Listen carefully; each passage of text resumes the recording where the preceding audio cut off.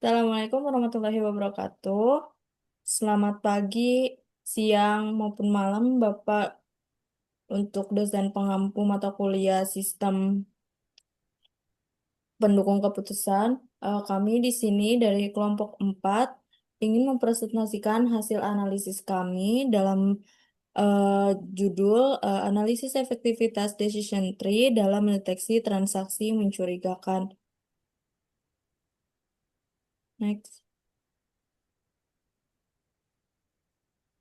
Baik, di sini ada 4 anggota. Yang pertama adalah Rasatinia Mulyono dengan NPM 221063121509. Yang kedua ada Heni Christine dengan NPM 221063121584.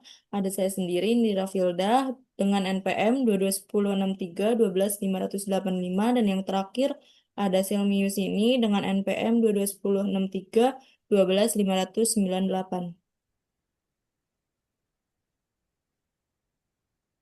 Baik, di sini daftar isinya ada 6. Yang pertama itu pendahuluan, yang kedua fraud detection, yang ketiga pengertian ID tree, yang keempat metodologi penelitian, yang kelima hasil dan pembahasan, yang keenam ada kesimpulan.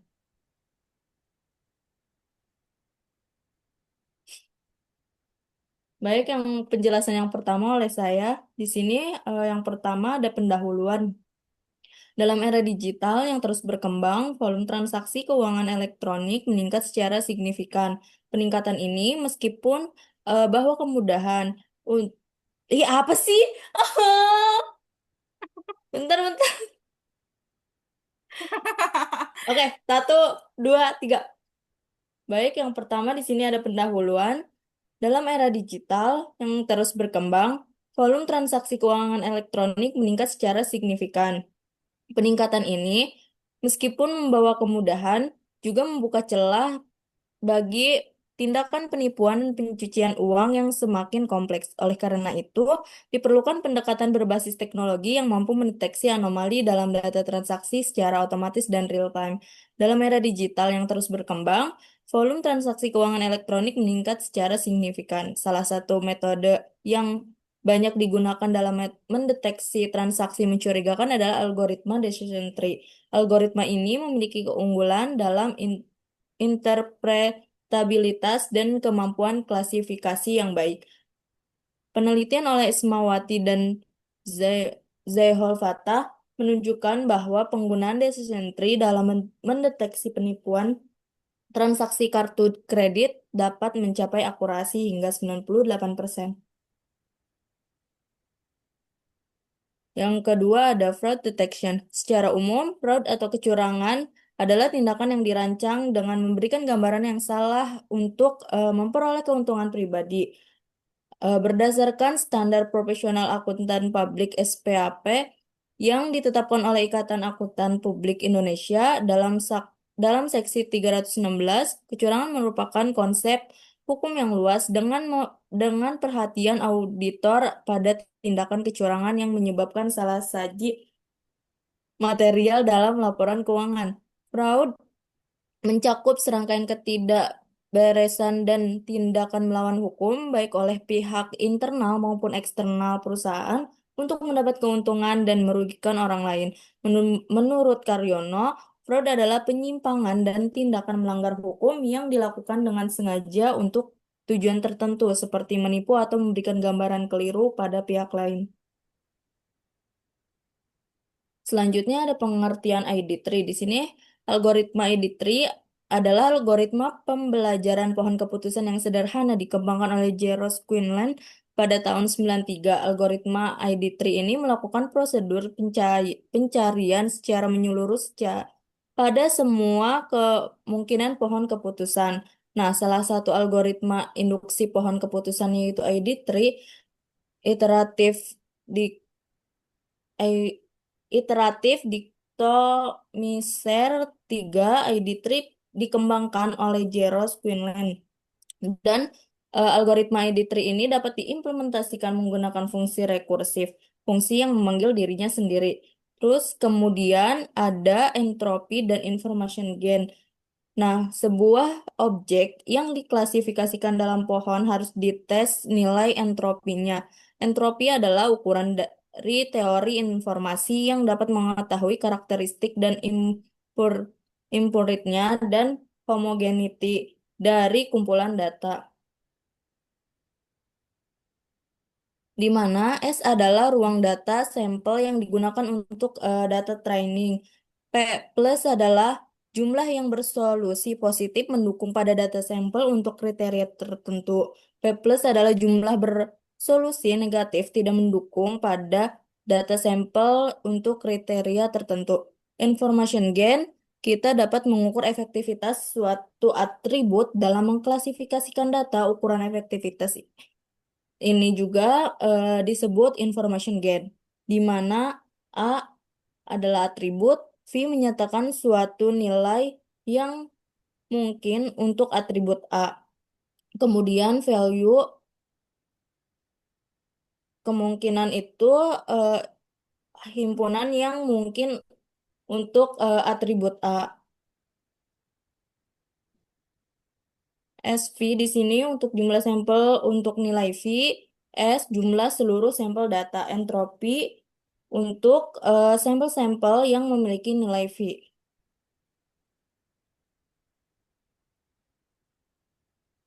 Next. Kemudian ada metodologi penelitian. Penelitian ini menggunakan metodologi penelitian CRISP-DM yang menggunakan metode algoritma ID3. Metodologi ini dipilih karena fleksibel, terstruktur, dan juga telah banyak digunakan dalam berbagai proyek data mining di berbagai industri. Di sini ada 6 tahap CRIPS DM. Yang pertama, business understanding. Di sini untuk pemahaman terhadap tujuan bisnis, kebutuhan analisis yang dilakukan. Tujuan dari penelitian ini untuk mengidentifikasi transaksi mencurigakan pada data transaksi keuangan dengan menggunakan teknik klasifikasi berbasis decision tree. Next. Kemudian yang kedua ada data understanding, di mana tahap ini berfokus untuk pada pemahaman terhadap struktur data, atribut-atribut yang tersedia, serta karakteristik distribusi data.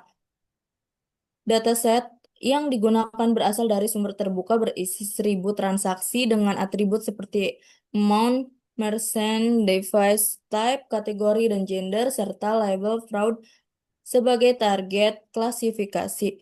Kemudian yang ketiga ada preparation. Di sini adalah merupakan tahapan penting untuk mempersiapkan data agar siap dilakukan.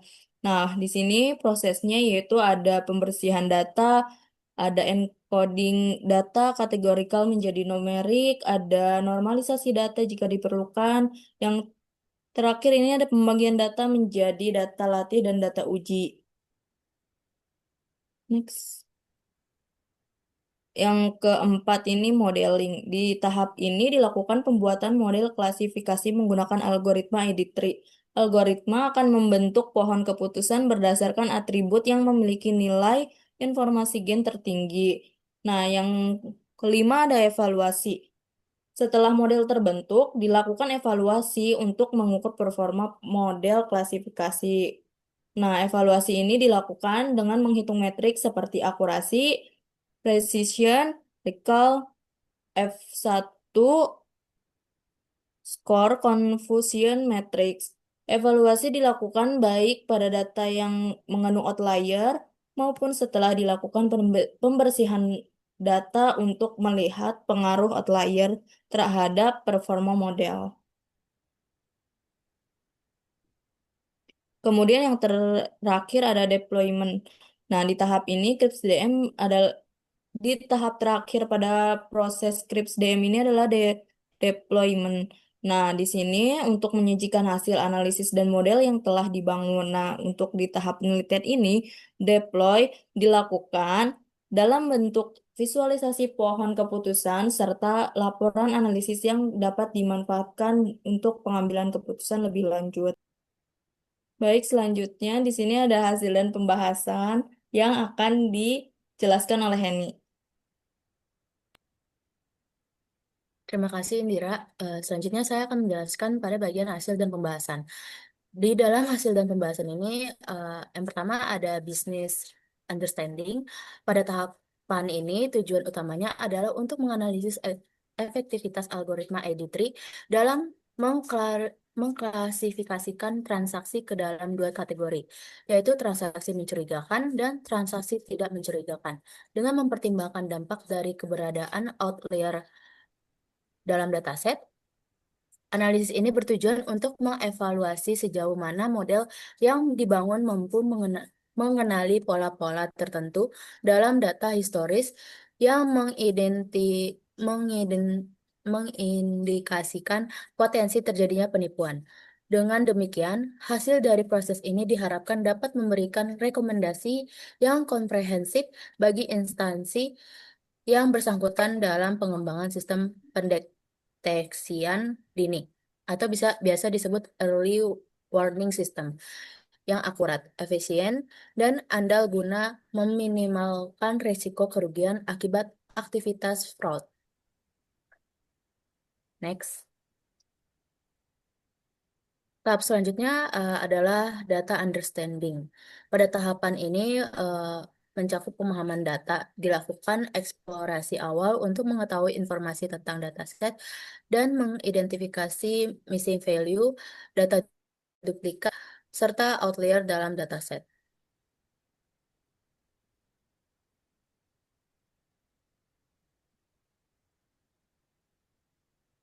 Nah, selanjutnya dapat diketahui bahwa dataset tidak memiliki missing values dan data duplikat di tiap-tiap atributnya. Selanjutnya diketahui bahwa atribut yang tersedia dalam dataset ini antara lain, yang pertama transaction ID, yaitu nomor ID dari transaksi yang terjadi. Lalu ada amount, yaitu jumlah nilai transaksi yang terjadi. Selanjutnya ada merchant type, yaitu jenis merchant pada transaksi. Lalu ada device type, yaitu jenis perangkat yang digunakan ketika transaksi dilakukan. Dan yang terakhir ada label, yaitu label transaksi fraud atau tidak.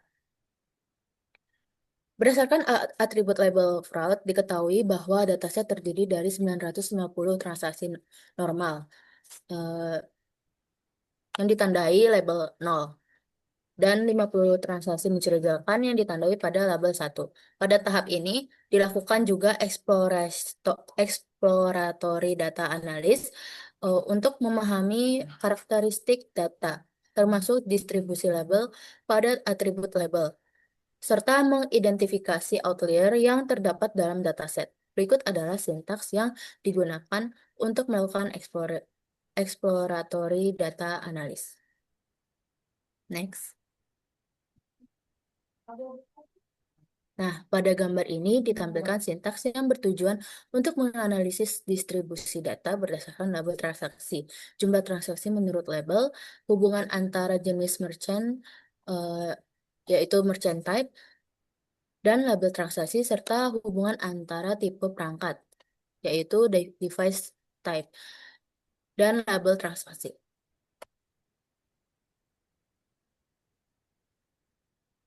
Nah, dari gambar ini dapat diketahui bahwa distribusi data untuk label 0 sebanyak 950 data dan distribusi data untuk label 1 sebanyak 50 data.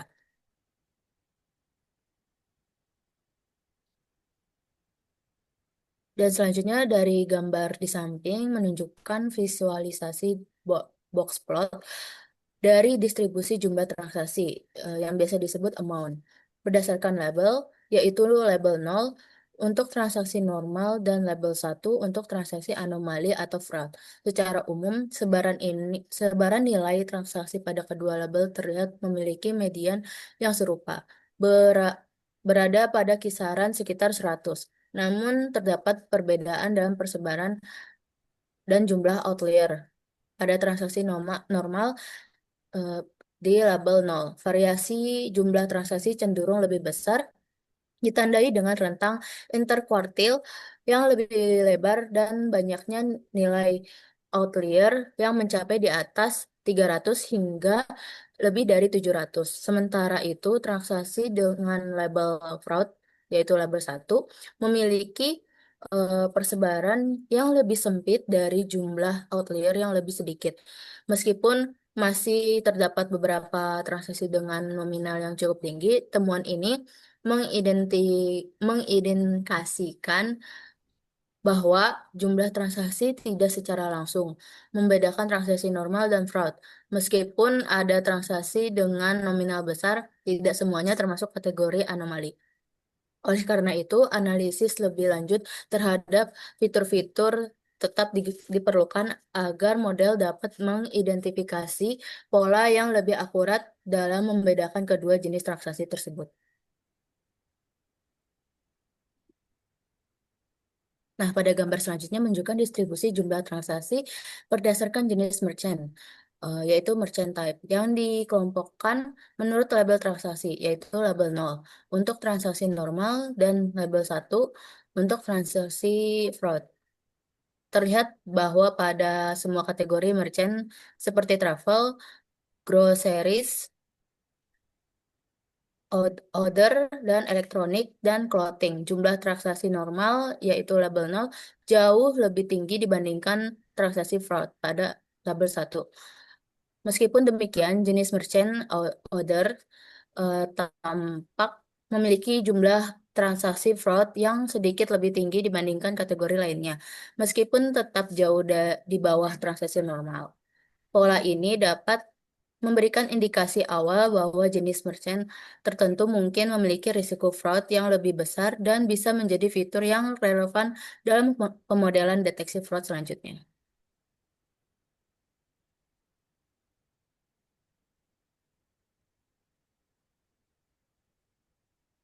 Masih di dalam tahapan data understanding, di gambar ini menunjukkan distribusi jumlah transaksi berdasarkan jenis perangkat, yaitu device type, yang digunakan dengan pembagian berdasarkan label transaksi, yaitu label nol untuk transaksi normal dan label satu untuk transaksi fraud. Ketiga jenis perangkat tersebut, yaitu tablet, desktop, atau mobile, memiliki jumlah transaksi normal yang hampir setara dan jauh lebih tinggi dibandingkan transaksi fraud.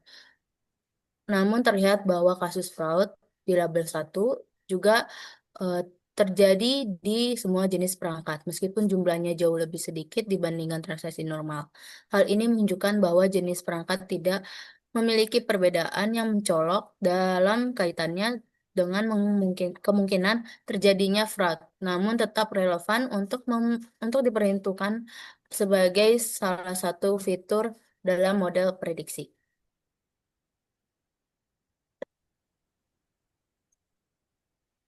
Oke, yang selanjutnya itu ada tahapan data preparation. Di sebelah kiri bisa terlihat bahwa uh, di sini kami menggunakan sintaks yang ada pada gambar yang ada di sebelah kiri untuk melakukan pengecekan outlier, pengecekan outlier dan untuk melakukan transformasi. Nah, kemudian berdasarkan gambar tersebut dapat diketahui bahwa jumlah outlier yang terdapat dalam fitur amount itu sebanyak 43 data, yang mana pengecekan ini menggunakan metode interquartile range atau IQR. Kemudian untuk nilai kuartil pertama atau Q1 dan kuartil ketiga atau Q3 dihitung masing-masing pada persentil ke-25 dan ke-75. Kemudian selisih keduanya menghasilkan nilai AQR. Kemudian berdasarkan rumus batas bawah yaitu rumusnya adalah Q1 dikurang 1,5 dikali IQR, dan batas atas dengan rumus Q3 ditambah 1,5 dikali IQR. Data yang berada di luar rentang tersebut akan dikategorikan sebagai outlier. Oke, di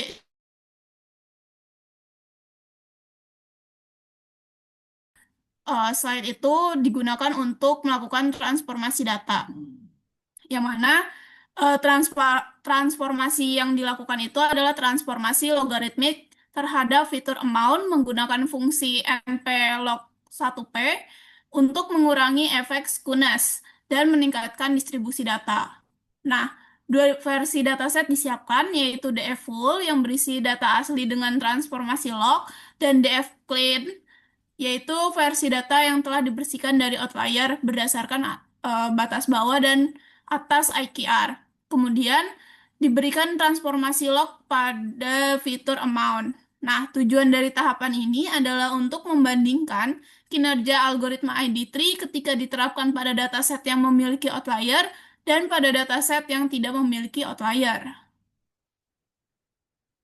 Oke, yang selanjutnya, kolom-kolom yang tidak diperlukan untuk proses analisis dan pemodelan, yaitu di sini ada kolom transaction ID dan amount, karena sudah digantikan oleh amount log, akan dihapus dari kedua dataset.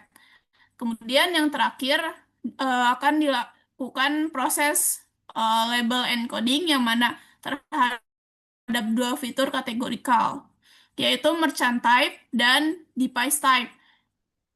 Tujuannya dari proses ini adalah agar dapat digunakan dalam algoritma machine learning yang hanya menerima input numerik.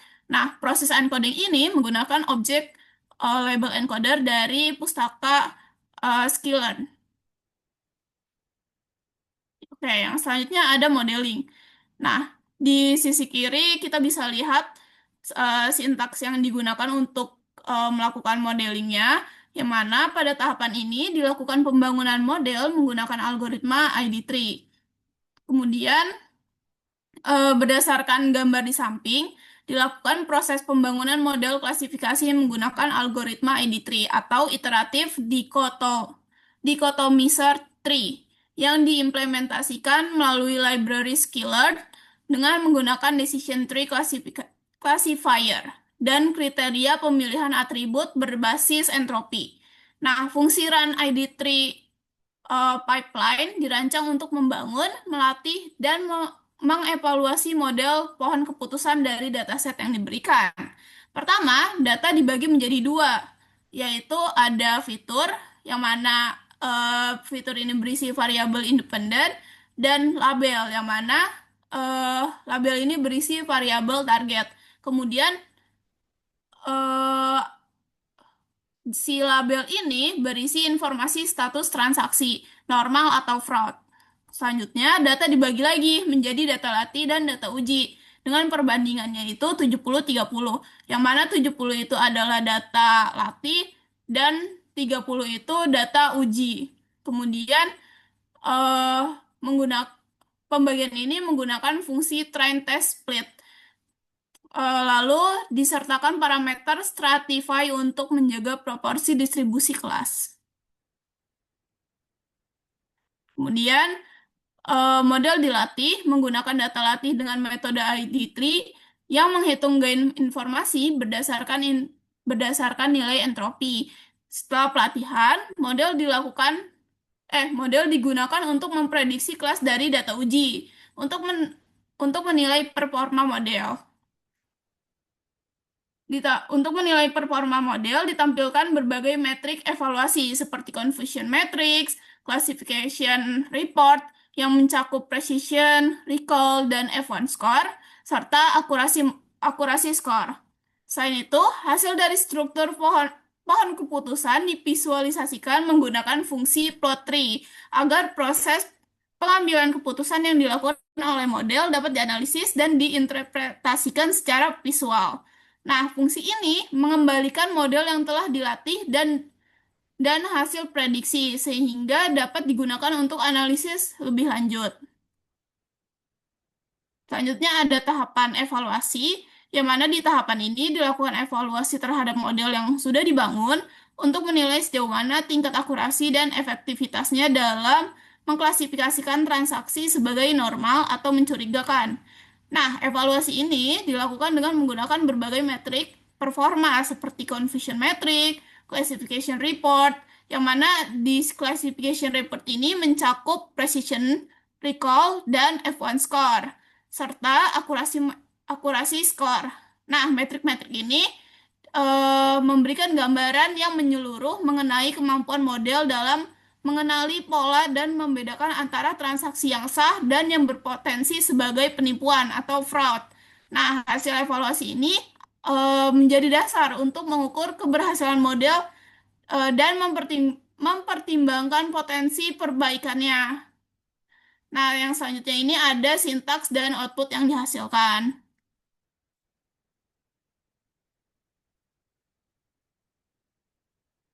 Eh, di sini ada gambar yang menampilkan output dari proses evaluasi model pohon keputusan atau YD3 terhadap data yang mengandung outlier. Model diuji menggunakan data uji yang telah dipisahkan sebelumnya dan hasilnya disajikan dalam bentuk confusion matrix, classification report, serta akurasi keseluruhan. Nah, untuk akurasi skor yang didapatkan itu sebesar 0,896 atau sebesar 89,6%.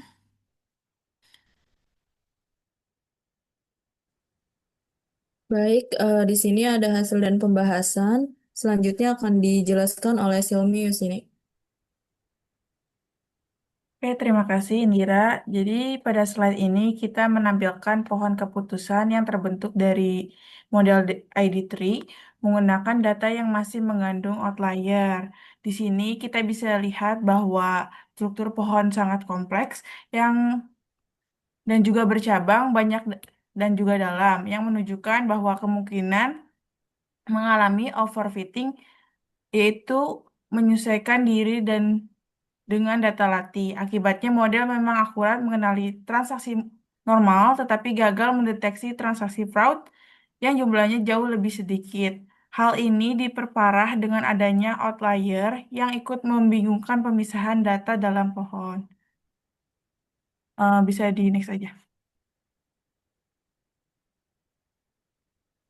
Lalu visualisasi ini juga ada memperlihatkan bahwa model mampu menangkap pola-pola dalam data secara rinci, tetapi kompleksitasnya mengide- mengindikasikan kemungkinan overfitting, terutama jika akurasi pada kelas minoritas rendah.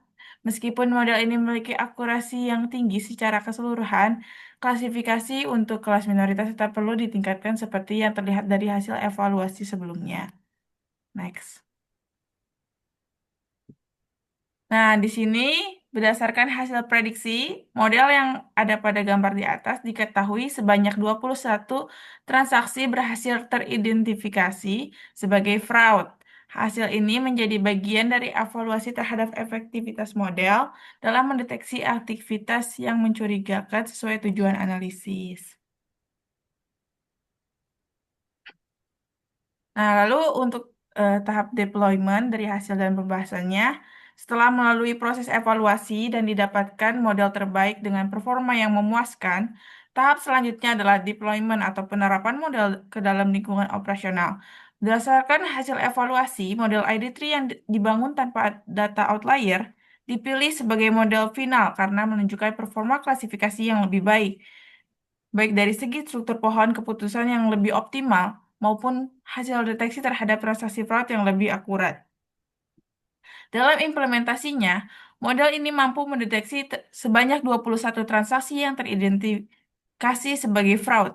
Hasil ini menunjukkan bahwa model memiliki potensi untuk digunakan sebagai alat bantu dalam proses deteksi transaksi mencurigakan secara otomatis. Untuk mendukung pemahaman pengguna akhir atau tim analisis, visualisasi pohon keputusan juga dapat disertakan sebagai bagian dari dokumentasi sistem atau antarmuka pengguna agar keputusan model dapat ditelusuri dan dijelaskan dengan mudah. Tahap deployment ini dapat diwujudkan dengan mengintegrasi model ke dalam sistem deteksi fraud yang berjalan secara real-time maupun batch processing, tergantung pada kebutuhan bisnis. Selain itu, perlu disiapkan dokumentasi teknis dan prosedur operasional serta mekanisme monitoring performa model secara berkala untuk memastikan model tetap relevan dan andal seiring berjalannya waktu. Dengan demikian, deployment ini menandai transisi dari eksperimen analitik menuju pemanfaatan model dalam pengambilan keputusan nyata, sekaligus menjadi dasar bagi perbaikan berkelanjutan di masa datang. Next. Nah, kesimpulannya berdasarkan hasil penelitian algoritma decision tree atau ID3 terbukti memiliki akurasi yang tinggi dalam mengklasifikasikan data transaksi secara keseluruhan. Namun, efektivitasnya dalam mendeteksi transaksi mencurigakan atau fraud masih tergolong rendah, terutama ketika mengalami data yang tidak seimbang dan mengandung outlier.